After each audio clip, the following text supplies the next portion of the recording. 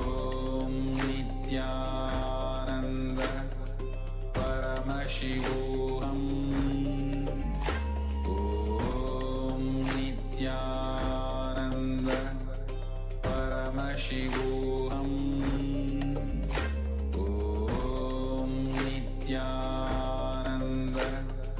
Paramashivoham Om Nithyananda Paramashivoham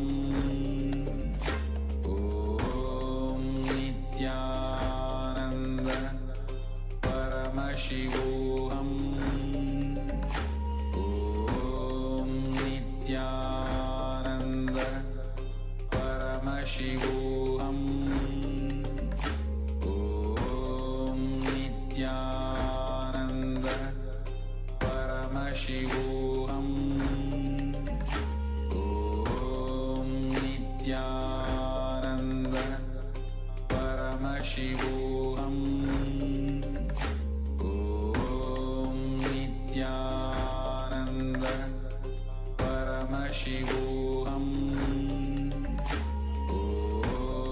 Nithyananda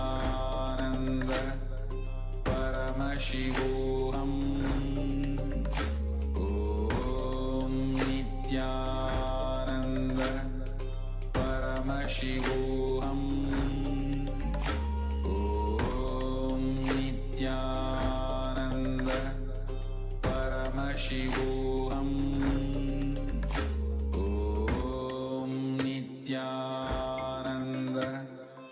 Paramashivoham Om Nithyananda Paramashivoham Om Nithyananda Paramashivoham Om Nithyananda Paramashivoham Om Nithyananda Paramashivoham Om Nithyananda Paramashivoham Om Nithyananda Paramashivoham Om Nithyananda Now, slowly, very slowly, you can remove your eyelids and you can open your eyes.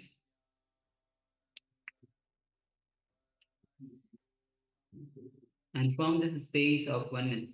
Let's take a moment and share what was revealed to you through your third eye. What Swamiji revealed to you? Please go ahead.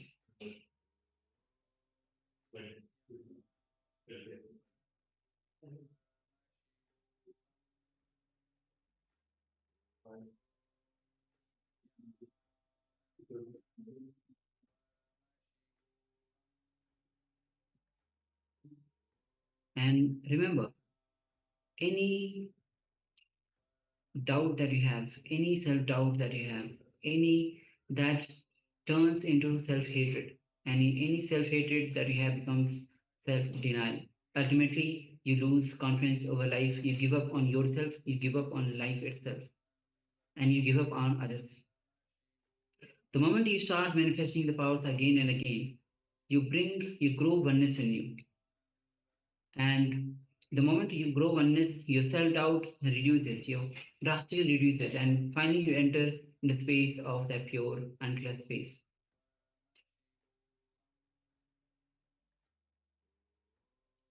Yes, Claudia shares, I saw buildings and sky. Yes, thank you for sharing.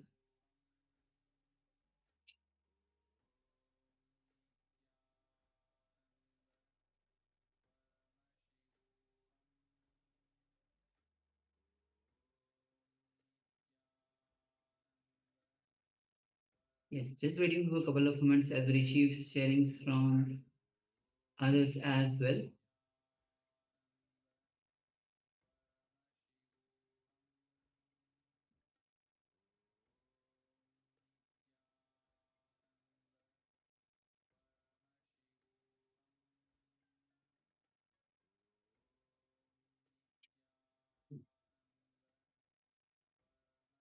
We have Yang Yan Hong that shares, I saw green plants, some small yellow flowers, and green grassland. Yes, thank you very much for sharing that. And also welcoming Ma Amrita Bandini. Yes, Nithyananda Ma, welcome. And Ma Gyan Rudata, also welcome. And also Ma Yang Han Mom, yes, welcome. All right. So let's move to the verification. We'll be projecting you the image that we had shown before. Yes. So this is the image. You see a lot of flowers here and sun shining bright, kind of yellowish rays. The cloud itself, the sky itself is yellowish, and it's filled with flowers with pinkish color, pink, even yellow. And yes, Yes, so we have sharing Klaus Ayat says, I saw buildings and sky. We definitely have the sky. No buildings though, but we do have the sky. Yes, so thank you, Ayat, and congratulations for manifesting. and Ma Yang Han Yong Hong says, I saw green plants, some small yellow flowers, green grassland. So definitely we have the green plants. All the stems are green, some yellow flowers. We do have yellow flowers, yes. Out of so many pink flowers, we have yellow flowers. We have the ground itself. We can't see the ground though, but the grassland would be, because it's filled with plants, so will be green. Yes. So yes, thank you, Mark, for sharing and manifesting, and congratulations to all of you. All right. So with this, let's move to the second round of this power manifestation. Yes, so let us once again sit comfortably with the head, neck, and spine in a straight line. Let us put on the eye bands.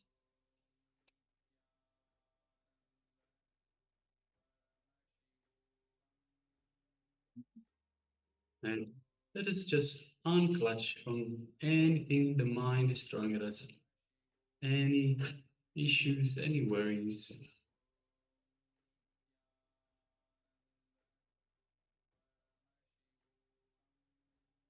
Any thoughts that come to the mind, let us just unclutch, just be a witness. So we unclutch by being a witness, not getting involved in the thoughts. Anything the mind throws at us, any thoughts, emotions, worries, anything like that. We just again unclutch again and again, coming to a space of restful awareness.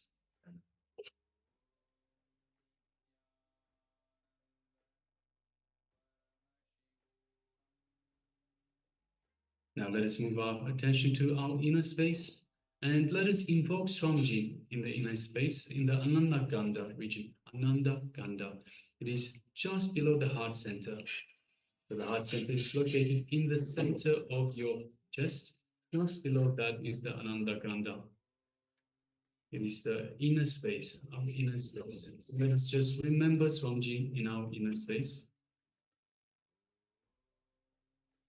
And once again, let us feel his love, compassion, infinite grace, infinite wisdom in our inner space. Let's feel his energy flowing throughout our entire body. Just consciously push that energy to every corner of your being.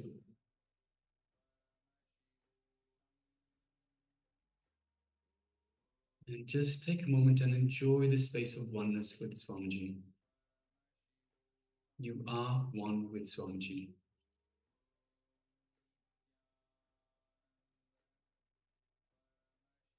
Now let us move our gaze to the third eye, and through our third eye, let us look into Swamiji's third eye, creating a connection.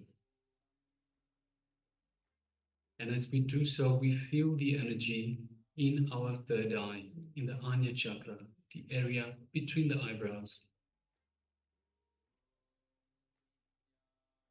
Now let us start chanting Mahavakya. Om Nithyananda Paramashivoham. Om Nithyananda Paramashivoham.